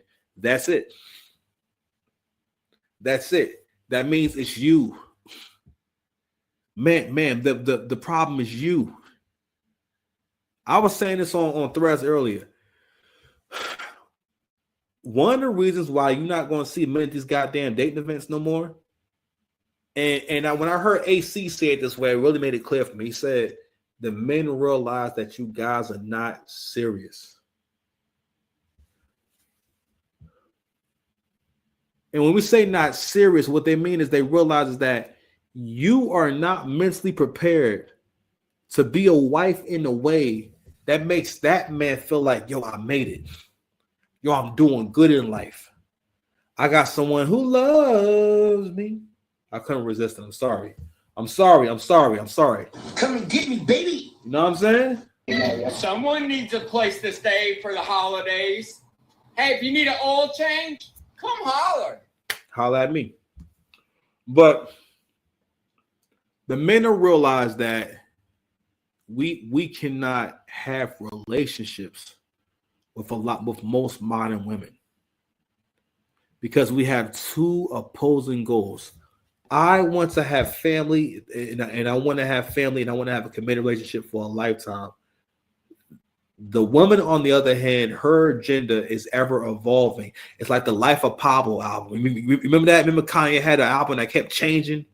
You hit that one song one day is different, another song is different. The album kept changing. It was a living organism. It was really some evil genius shit. You fuck his album was in a lab somewhere and it's changing and morphing and whatnot and all types of shit. But that's how her side of things is she'll tell you, yeah, I'm with you, I'm committed, you know what I'm saying, we're together, and yo, impulse. No one's talking to young women about being impulsive. No one's talking to young women about being promiscuous, about the timeline that you need to be looking at when it comes to getting in a relationship. This is also a prime example of how we talk about how women, you waste your best years. This one is not going to look that good in her 50s. You do not want to be dating in your 40s and 50s, period. Because the time when you look the best and you can attract the most men is in your 20s. And she's wasting that time with someone who has literally he already don't got no future. It's not like these niggas is in jail, they got out of jail, and they at least got on their feet. Okay, my man started from ground zero with 5 kids. And he got a baby mother now. This guy right here, listen, this nigga right here, and he also crushes all y'all standards. He ain't 6 feet. He ain't making 6 figures. And that nigga is like 5'7", I think. All right. Listen, when you see this nigga got out of jail, matter of fact, we're gonna just focus on her for this episode. I want you guys to see this interaction with her and her coworkers real quick. Sheltered. I didn't know certain things. So yeah, they spitting game, but I'm falling for it because I never heard it before. I'm driving crazy. Oh, you're beautiful. Back then I would be like, oh my gosh, do you think so? Now I'm like, what's the next line? Not serious. Not freaking serious. So right there, this is how you see this too, where the women don't seem to know that, yo, you are embarrassing yourself. That is an embarrassing story. Like the way that modern women tell stories about themselves, it would be like a dude saying, so I'm the kind of guy, listen, I like to get straight to it. So when I'm having sexy time, you feel me? Listen, I just get up in there and I ain't gonna lie. We feel like right on time, 45 seconds, I go boop, boop, boop, boom, go with the dynamite. And then the girl, my girl, she look a little mad and whatnot, and she roll over and she get her rolls, and I just fall asleep. Next day I wake up and I don't know what happened. All I know is I got in one hand I got the Subway sandwich, and the other hand some of her satin lingerie. You would think, wow, Six Pack, that's an embarrassing story. You know what I'm saying? Or, me telling a story about like, the time when I didn't know I didn't have no money in my account and I went to go and get gas and their machine prints out your balance. The guy doing the gas says, oh no, sir, you can't get the gas. You got $1.29 in your account. He yelled out my balance. That's an embarrassing story. I'm telling that story because it's an embarrassing example of an embarrassing story. I would never tell you that story as an intro to who I am. You would say, "Oh man, Six Pack, you down bad." Now that was only because I know it was unforeseen circumstance. When too many bills come out one time, I had to transfer some funds. You know what I'm saying? I had to I had to move some money around. you feel me? But yeah, but I'm just saying you see this throughout all these shows where they tell a little bit of the truth, right? But what she just told was her whole thing. All right. A lot of dark-skinned women and dark-skinned people in general try to put the insecurities on everyone else. Now, and basically the narrative is always, I didn't think I was attractive growing up and I had to gain confidence. That is everyone. No one thinks they're attractive growing up, and everyone has to build their confidence. Dark-skinned people are the meanest and the most insecure and the most terrible at like conflict resolution. If you think about most dark-skinned people in your life that you've interacted with and whatnot, a lot of times their behavior or their behavior is not either not consistent, or they're someone that's known for being either really rude or being just not tolerant of other people. They known for that shit. You know what I'm saying? But they usually, especially in Western culture, they very hard to get along with. You know what I mean? But that was it right there. Right. And the comments she made after that, those comments are so fucking pretentious, especially when it comes out the mouths. Don't get me wrong, there's nothing wrong with her and whatnot, but that don't look good on you. You're so beautiful. What's the next? Who are you talking about? And whoever's saying that to you, you need to be going to see what he's talking about. Not Gangstalicious over here. She waiting on Gangstalicious to get out. All right, you understand? And it's another reason why I would never date no girl who do hair. I can't wait to hold his hand. I can't wait to. That's fast. Oh, here we go. Goofy most of the time. Me too. What you got going on? Certain things. So yeah, my mother was. I don't know how, but here we go. Right here. Well, back then I would be like, "Oh my gosh, do you think so?" Now I'm like, "What's the next line?" I can't wait to hold his hand. I can't wait to kiss on him, love on him. My nerves are everywhere. My mother was pretty strict. She wanted us to just really focus on school and go to work and go home. And I was not supposed to have boyfriends, but whatever. Your girl was being a little fast. How to be in a mix. Hey, everybody. Hey. What you got going on? Same old, same old. Want to retwist? Yes, ma'am. What's the matter? Girl, let me tell you. He's getting released early. The gay dude in here is standing on business. He lighting her up the whole time. He hit her with truth fireballs and truth Hadoukens the whole time, son. They don't know what's going on. They never had my back. He told me how much he wants to take. They never He's had. getting out in 2 days. How? Honestly, I don't know how, but Snitching. He says snitching. no. One more time, son. Magic One and more I time. have been on school, then go to work and go home. Me tell you. He's getting released early. He's getting out in 2 days. How? Honestly, I don't know how, but Snitching. And listen, he is the only voice of reason here. And you know why he's doing this? Now, gay dudes, for the most part, are always supportive of the bullshit, whether they're complacent or not. Right? He done heard them talk so much bullshit up in there that he just said, you know what? I can't take it. I can't take it. He's just like, yo, fuck it. I'm just going to tell y'all what it is. All right? And he might be right. He said snitching. Because that's when you listen. Anyway, you know what? No. Demadric and I have been on and off for essentially 10 years. This time around, me and Demadric have been together for about like a year and a half. We got together when I was in high school, and he would come to my games, and that's when he asked me to be his girlfriend. And Demadric was my first real boyfriend. I've been incarcerated for 2 years. I'm serving time for having a firearm behind that felony indictment. Keanu's a great person. We have a great relationship. We can be ourselves. Definitely goofy most of the time. I don't think it's ever really serious, unless we're talking about money. But other than that, nah. I have a proposal idea.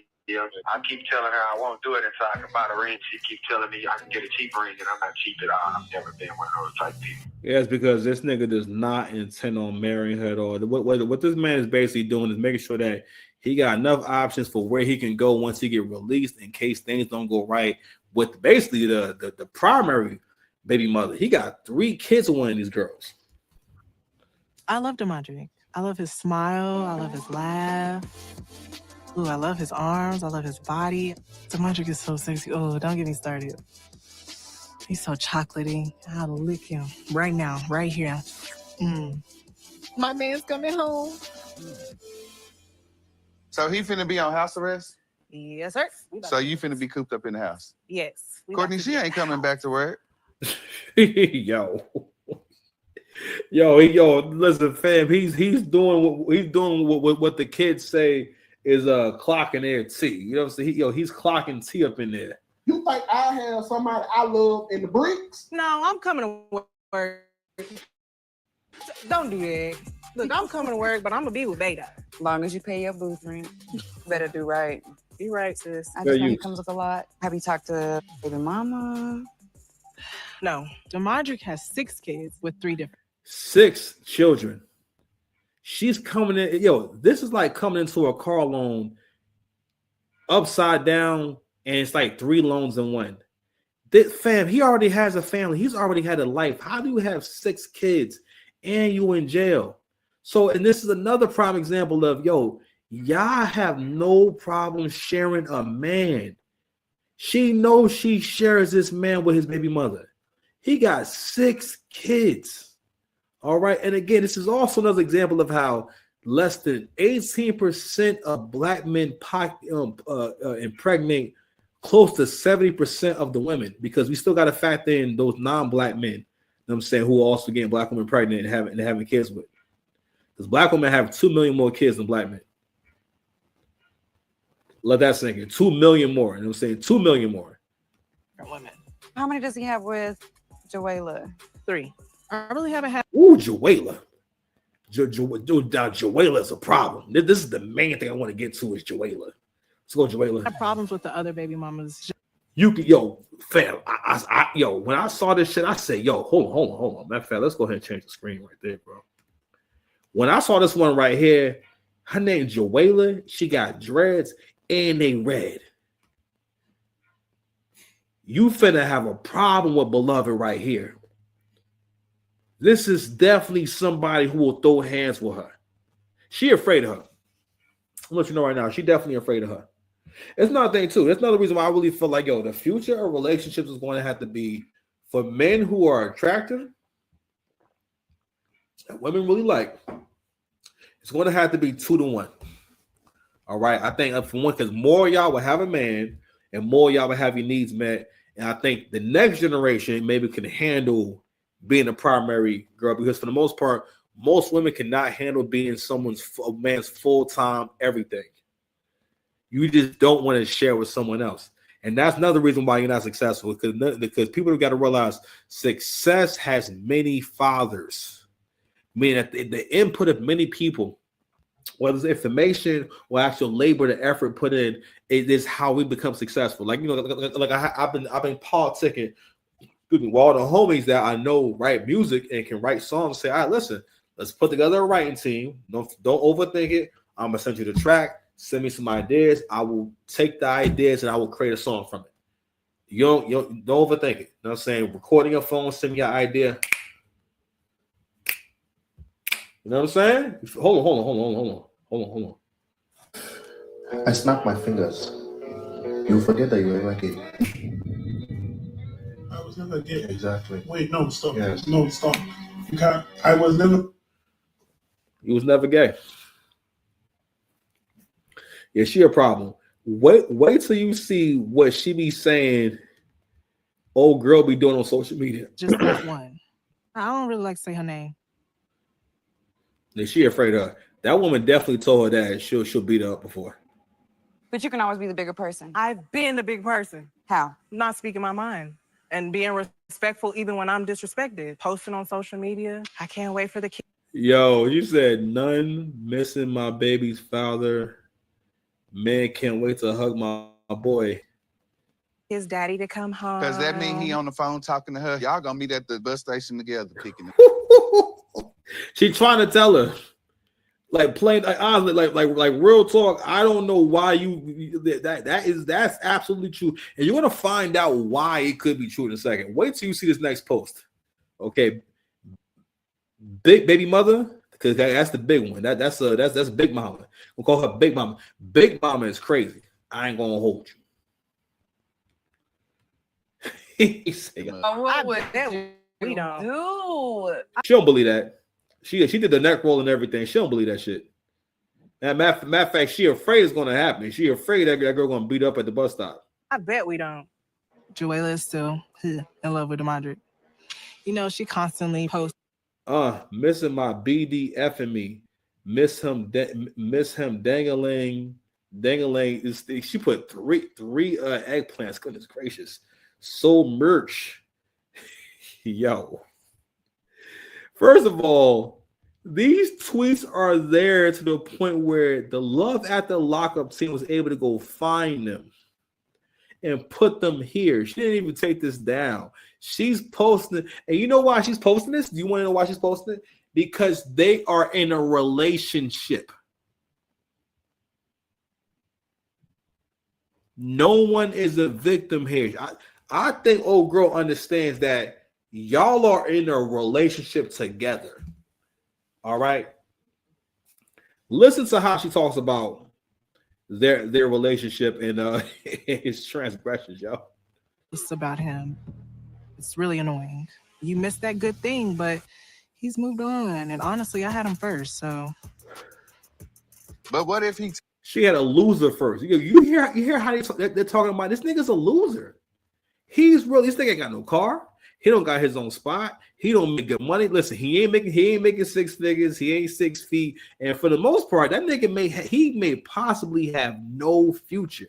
He may keep going back to jail for the rest of his life. And old boy right here is going to keep clocking.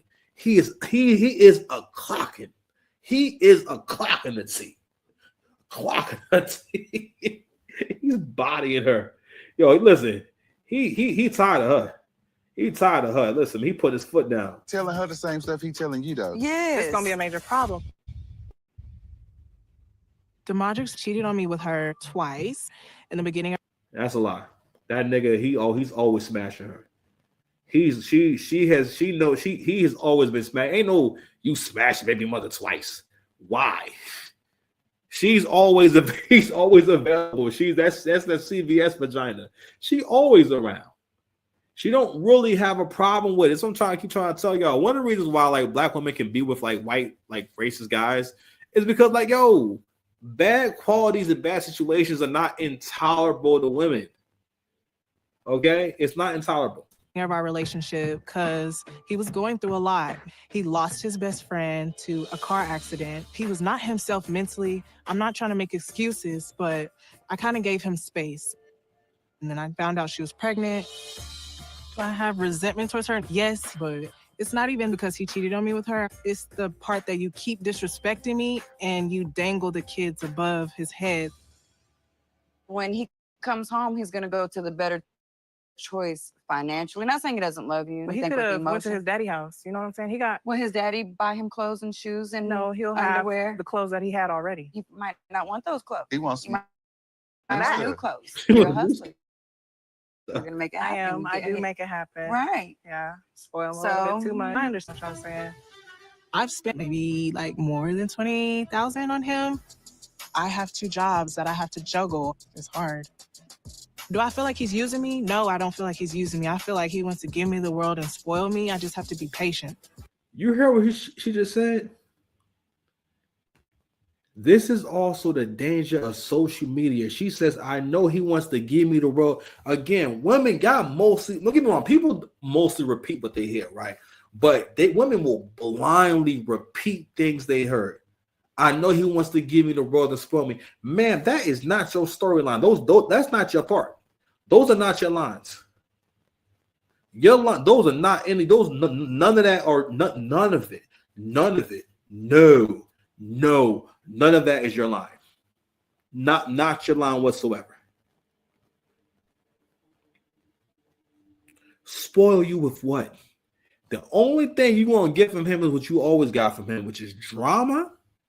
Possibly a beating from that girl, because that girl definitely listens. She got multiple kids like that. When women who have multiple kids and still have sex with the baby father are dangerous. And not only that, not only is she doing it, she posted on social media. You know why she posted on social media? Because they are in a relationship. You are the funding. You are the money. If he go home with her, or if he stay with her, he's staying with her because of the stability. You understand? He a young guy. He's going to continue, and also he's going to have more. He's not done having kids. That man going to have about. If he got 6 kids now, he's going to have about 8, 10 kids. If he don't get a vasectomy, he's going to have about at least 2 more. Because let me tell you something. Not only that Negro had that baby while y'all was in a relationship. The most despicable type of nigga is the nigga that will have a baby while you guys are in the relationship. You know how reckless that is? Because it's not a thing that happens. After, we broke up for a month or 2 and he come back with a baby. It's okay. I love him, but it's so expensive outside. Just come on back inside, because that's what we gonna do. He not going outside no more. I'm done. I love you. I feel like sometimes you're naive. No, I've done that. That whole thing, date somebody fresh out. Yeah. You hear this throughout this show. How women will say stuff like, yeah, I've done this before. I did this when I was in jail. A lot of women, especially if they got kids they older, have had at least one relationship or try to talk to a nigga in jail. And I posted this on my threads earlier about like, yo, what these stories say about y'all is that you're not attracted to positive qualities in men. A majority of you are not attracted to having a healthy relationship. All right. And your concept of boredom is sick. If you're bored, why can't you get a fucking hobby? Do you understand that basically boredom for you means that you should end a meaningful relationship? And again, like I said before, the men are realizing y'all are not serious people. You're not serious about relationships. She will get out this shit for anything. But this is not uncommon. This is a common thing for someone who has a decent job or decent money coming in. Get with a guy like this, because the position he's in, he's trying to get stuff back together. He won't be able to do anything with her or for her for a couple of years. They fill your head with all these hopes and dreams, and it's all a lie. So I feel like it's different for me too.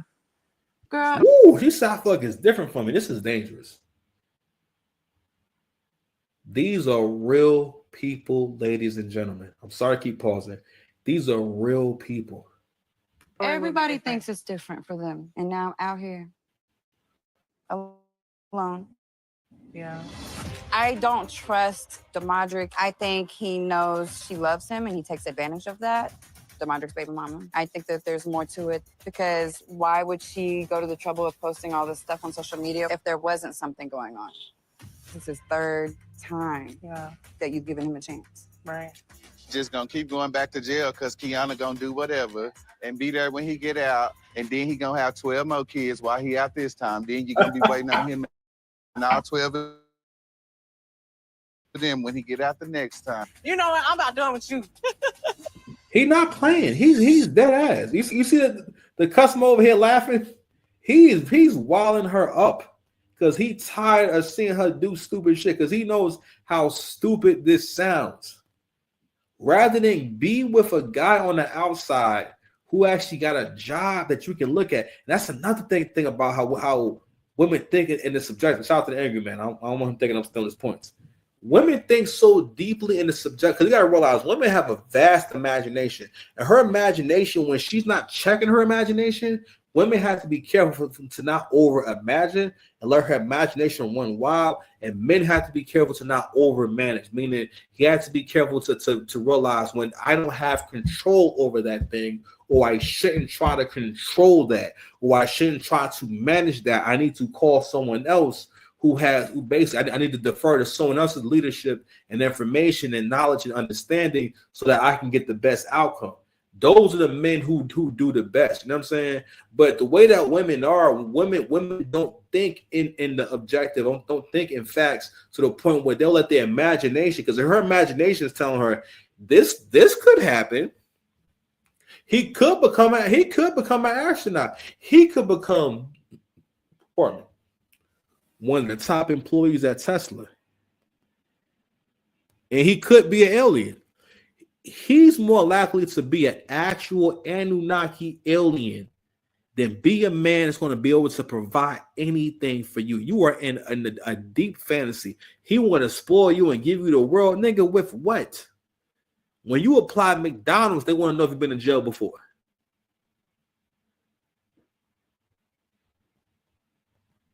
I need someone to believe in me how y'all be believing in these inmates, yo. I'm let them finish, yo. Then we're gonna go ahead and close out. That was actually it. Nah, you know what? I'm out of here, yo. I gotta go. I'm tired. I gotta make these burgers. These burgers in here frozen. They're ready to be cooked. You understand? Yeah. They don't know what's going on. They never had my back. He told me how much he wants to protect you. They never had me. Little ninja. I see you, little crusty ninja. Listen. This is the beginning of the season. It's actually 3 episodes, man. There's a lot of ground to cover. We got a lot of work to do. I ain't gonna hold you. You feel me? But just to go ahead and finish up on this couple right here, because I love to break down the archetypes and the dynamics. So this one right here, she don't have no kids and she not fat. So what's going on with her? What's going on with this one is, for the most part, now she is the example of the girl who's gonna waste her best years. These are the last 3 years she want to have her looking that young. After that, she want to start looking a lot older. Not that it looks bad if you look older. It's just that a woman's looks is like being an athlete. No matter who you are, how talented you are, your best years are going to be between 15 and 25. If you're an athlete, that's going to be your best years, because that's when you can build the most strength, and your body is still in a state of where you create a lot of HGH, so you can take more punishment. You have more energy. Whereas when you're after 25, your body starts producing HGH, which you know what produces testosterone. Just all the good hormones that keep you looking good and feeling good. You understand? So that stops happening, right? Over time. So genetically, that's the best time to be seeking those kind of opportunities, or to be going hard if you're an athlete. It's the same thing with women. First of all, most women, they meet the guy they want to have kids with between the ages of 16 and 25. That's when they at least meet. I'll go up to maybe 26, 27. You know what I'm saying? But she meets the guy she's going to have kids with between 16 and 27. All right. When you count when the high school relationships that turn into adult relationships, or the kids that people have in high school, like a lot of, so those are the best years. And what she's going to do is keep going through these bad relationships, and then she's going to come into her 30s. If she's not, I forgot how old she is. I think she's in her 20s. She's going to come into her 30s.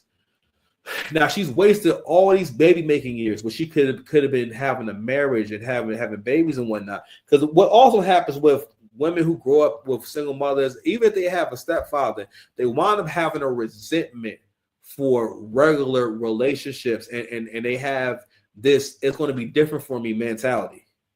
They're the kind of person that where they know this may end badly, but they will ignore it for the sake of impulse, right? You can tell that her stepfather, which I'll show him in the next time we do this because it's more to show, but we'll be here all day. He's a cool guy. He's not a bad guy at all, and I'm not saying that he's a vagina, but easygoing guys like that don't rule with an iron fist. They don't have a lot of rules and standards for their family. They're kind of the go with the flow kind of, you know what I'm saying? And also, again, when you're around kids that aren't your kids, you don't have the same authority. That's one of the reasons why a lot of men, if they want to be in control of their household, it's hard to date a woman who got kids if you want to be the head of the household, because you have a series of people who are not really under your control. Anyway, we out, man. We done. Dance party with Beyonce. Dance party with Beyonce. I'm safe. Subscribe to the channel.